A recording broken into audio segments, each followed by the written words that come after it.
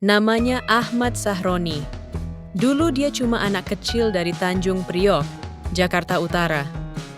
Tinggal di gang sempit, tidur beralaskan tikar, dan hidup seadanya. Bapaknya sopir, ibunya hanya ibu rumah tangga. Tak ada kemewahan. Bahkan, untuk makan 3 kali sehari pun kadang harus menunggu belas kasih tetangga. Tapi sejak kecil, Sahroni tidak pernah malu dengan kemiskinan. Ia justru menjadikan kekurangan itu sebagai bahan bakar semangatnya. Di saat teman-temannya bisa bermain, ia harus ikut bantu orang tua. Ia pernah menjadi tukang semir sepatu, ojek payung, penjaga warung, bahkan buruh angkut di pasar. Apa saja dia kerjakan, asal halal. Ia tahu satu hal, kalau hidup ingin berubah, maka harus berani bergerak. Lulus SMA pun tak mudah. Ia bukan anak pintar, tapi ia punya satu yang tak semua orang punya, kemauan keras. Setelah lulus, ia mencoba kerja apapun yang bisa menghasilkan uang. Pernah jadi sopir pribadi, tapi akhirnya memutuskan keluar karena merasa tidak punya masa depan di sana. Lalu, ia melamar jadi kru kapal pesiar. Disitulah kehidupannya berubah pelan-pelan. Di kapal itu, ia bekerja dari bawah, mulai dari mencuci piring, bersih-bersih toilet, hingga menyiapkan makanan tamu. Tapi justru di sanalah ia belajar banyak hal.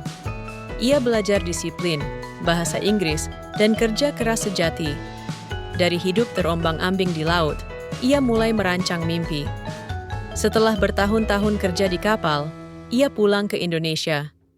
Uangnya tidak banyak, tapi cukup untuk memulai sesuatu.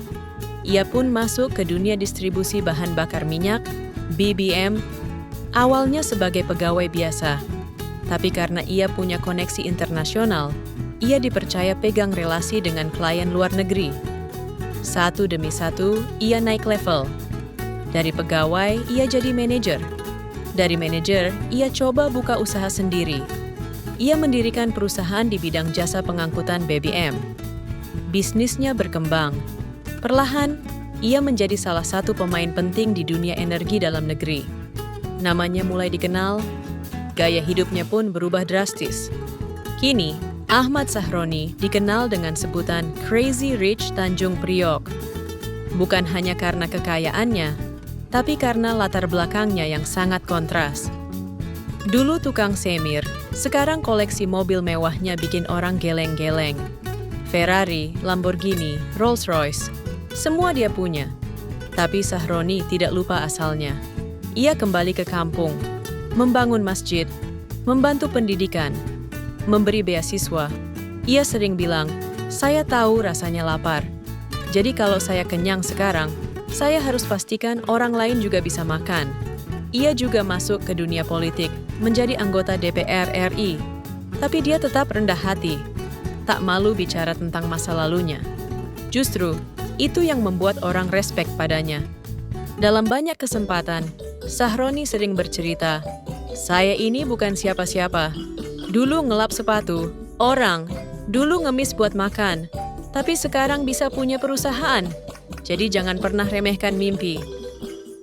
Sahroni percaya bahwa asal punya mimpi, kerja keras, dan tekad baja, siapapun bisa sukses. Bukan soal pintar atau tidak, tapi soal seberapa kuat kamu tahan banting. Ia adalah bukti bahwa kemiskinan bukan akhir dari cerita, tapi justru bab pertama dari perjuangan besar.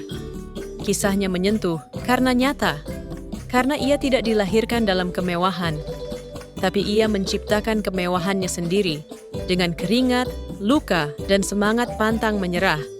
Dari gang sempit Tanjung Priok, ia menembus dunia bisnis besar. Dari tukang semir sepatu, kini ia jadi filantropis dan politisi yang disegani. Dan mungkin, kisahnya bisa menjadi pengingat bahwa tidak peduli di mana kita dilahirkan, yang penting adalah kemana kita melangkah. Dan langkah kecil, jika dilakukan terus-menerus, bisa membawamu ke tempat yang tak pernah kamu bayangkan sebelumnya.